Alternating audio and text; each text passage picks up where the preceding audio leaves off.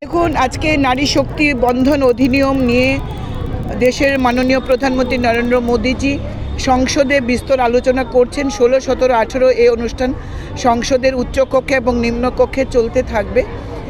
নারী শক্তি বন্ধন অধিনিয়মের মাধ্যমে দেশের প্রধানমন্ত্রী মাননীয় নরেন্দ্র মোদীজি চাইছেন দেশের 33% মহিলাকে আইনের আওতায় এনে তাদেরকে সংরক্ষণ দিয়ে রাজনীতিতে তাদেরকে স্বীকৃতি দেওয়া, অর্থাৎ সংসদের উচ্চকক্ষে লোকসভায় এবং রাজ্য বিধানসভাগুলিতে 33% আসন সংরক্ষণ করে মহিলাদেরকে রাজনৈতিকভাবে প্রতিনিধিত্ব করার সুযোগ দেওয়ার জন্য এই নারী শক্তি বন্ধন অধিনিয়ম এই বিলটি তিনি আবার লোকসভায় এবং রাজ্যসভায় আজকে চর্চা করছেন।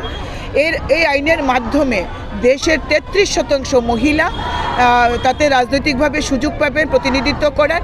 দেশ এগিয়ে যাচ্ছে নরেন্দ্র মোদীজির নেতৃত্বে।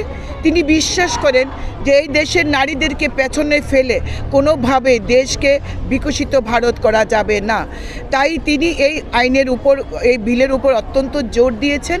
যেভাবে আমাদের ত্রিস্তর পঞ্চায়েতে এবং নগর পঞ্চায়েতে এবং মিউনিসিপ্যালিটিতে মহিলাদেরকে 50% রিজার্ভেশন প্রায় দেওয়া হয়েছে এবং মহিলারা যেভাবে কাজ করছেন, দেশের সংসদে এবং রাজ্য বিধানসভাগুলিতেও যাতে মহিলাদের অংশগ্রহণ বৃদ্ধি পায় তার জন্য এই আইন তিনি বিল এনেছেন। 2025 সালে সেই বিল পাশ হয়ে আইনে পরিণত হয়েছে। কিন্তু এখন বিভিন্ন বিষয় নিয়ে, যেমন আপনার যে ডিলিমিটেশনটার উপরে বেস করে করা কথা ছিল, 2027 সালে ডিলিমিটেশনে হবে না 2011 সালে ডিলিমিটেশন, এই নিয়ে সংসদে মাননীয় প্রধানমন্ত্রী আজকে আলোচনা রাখেন। আমরা সমৃদ্ধ হয়েছি শুনে। আমরা দেশের প্রধানমন্ত্রীকে আন্তরিকভাবে ধন্যবাদ দেওয়ার জন্য ত্রিপুরা রাজ্যের আজকে আমরা আগরতলা এবং সারা জেলাগুলিতেও ছোট বড় করে আজকে পদযাত্রা হচ্ছে। আজকে আমরা সদর আরবান এবং সদর রুরাল এই দুটি ডিস্ট্রিক্টকে, আমাদের সাংগঠনিক ডিস্ট্রিক্টকে নিয়ে আজকে আমরা এখানে পদযাত্রায় সামিল হচ্ছি এবং দেশের প্রধানমন্ত্রীর কাছে আমরা নারী হিসাবে আমরা কৃতজ্ঞতা জ্ঞাপন করছি। এর আগে ভারতবর্ষে অনেক প্রধানমন্ত্রী শাসন করেছেন, দেশের প্রধানমন্ত্রীর আসন অলঙ্কৃত করেছেন। এমনকি ভারতবর্ষের যিনি মহিলা প্রধানমন্ত্রী ছিলেন শ্রীমতী ইন্দিরা গান্ধীজি, তার সময়ও কিন্তু মহিলা সংরক্ষণ বিল পাশ হয়নি।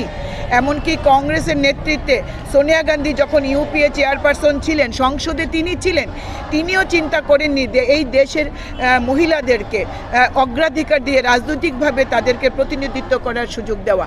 কিন্তু দেশের প্রধানমন্ত্রী নরেন্দ্র মোদী এই চিন্তা করছেন যে দেশের অর্ধেক আবাদি, দেশের অর্ধেক ভোটার এই দেশের মহিলারা।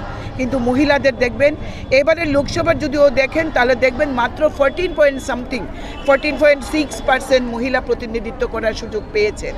তাই আমরা আজকে যেখানে 33% যে সংরক্ষণ হচ্ছে, এর মাধ্যমে আমরা ত্রিপুরা বিধানসভায় বলুন, এই দেশের বিভিন্ন রাজ্যের বিধানসভায় এবং সংসদে মহিলারা প্রতিনিধিত্ব করার সুযোগ পাচ্ছেন এবং সংসদেও আমাদের লোকসভার আসন বৃদ্ধি হচ্ছে, আমাদের রাজ্যসভায় আসন বৃদ্ধি হবে, এমনকি দেশের বিভিন্ন রাজ্যের বিধানসভার আসনও বর্ধিত হবে এবং মহিলারা 33% সংরক্ষণের মাধ্যমে দেশের রাজনীতিতে প্রতিনিধিত্ব করবে।